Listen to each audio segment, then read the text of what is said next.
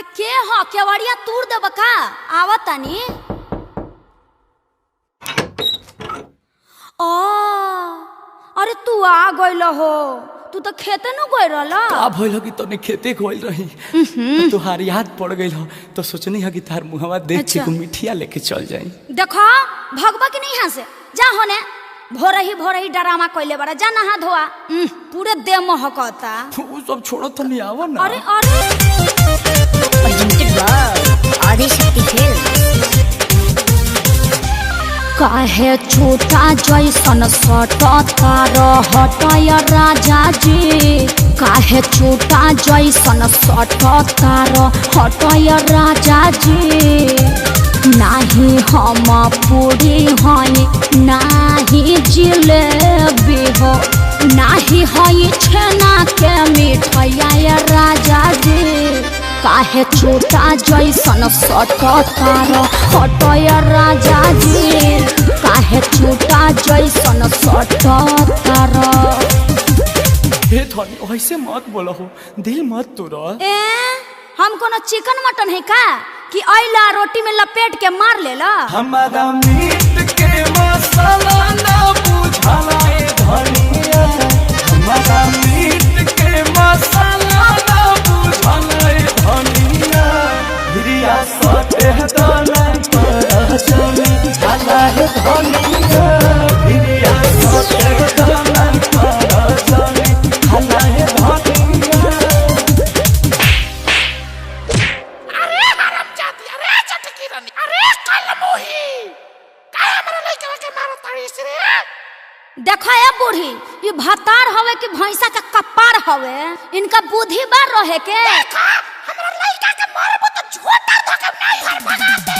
मरनी त मरनी ससुराउर का बिगरनी सुधरतानी, मरनी त मरनी ससुराउर का बिगरनी सुधरतानी। कि अपना बिगड़ल बलमुआ के सुधारतानी, अपना बिगड़ल सजनवा के सुधारतानी।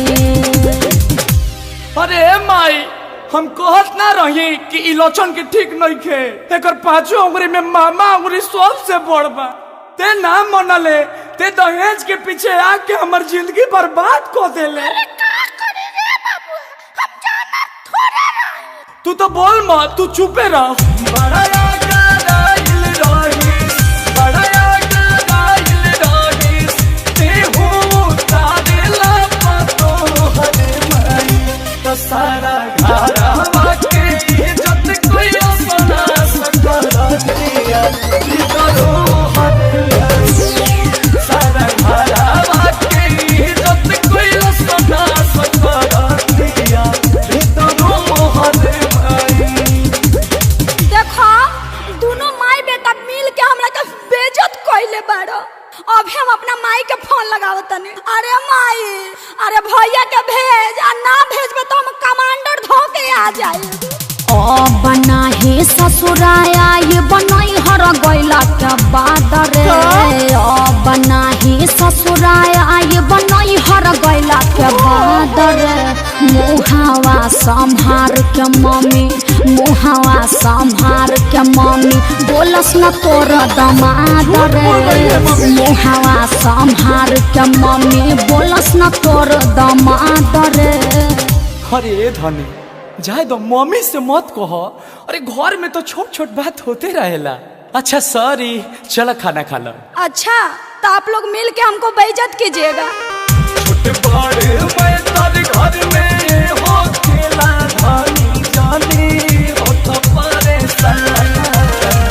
अखिले स्वयं तू सदा जाके हो धनी सचो हर कदम पारा। अखिले स्वयं तू सदा जाके धनी हो सचो हर कदम पारा। अरे जिया हो हमार राजा, हम तो इहे चाहत रही। अच्छा छोरा एगो चुमा दे दा। हम तो यही चाहत रही, आवा ले।